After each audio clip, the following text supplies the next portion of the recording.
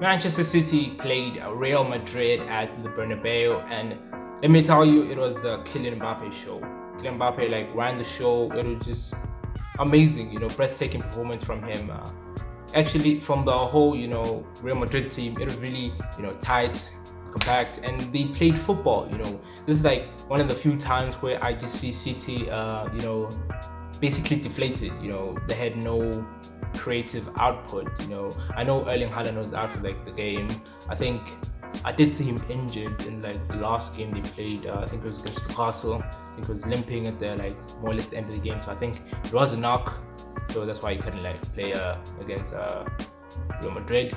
But besides the point, Real Madrid were absolutely amazing, sensational. And with the Rudiger and Tchouameni back into midfield, they were very structurally, sound. Although Valverde was still playing right back, just Real Madrid proved why they are a Champions League team.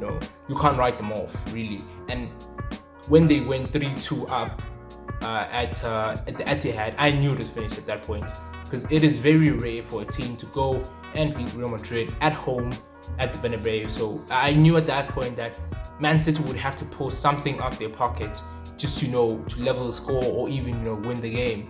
And then Kylian Mbappe showed them who was boss basically. But Real Madrid are really a Champions League team. I mean, if you watch that game, Real Madrid controlled Man City.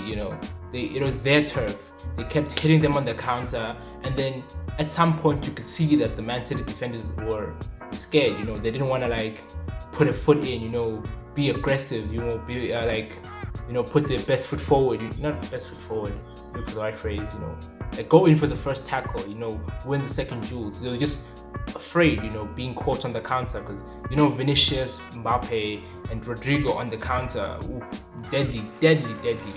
And then you have the likes of Bellingham making those late runs into the box. Even I think it was the second goal, the one where Kylian Mbappe set Gvardiol on the floor and then slid it into the near post. Oh, that was cold. I mean, you can't. I mean, that's just the definition of cold, basically.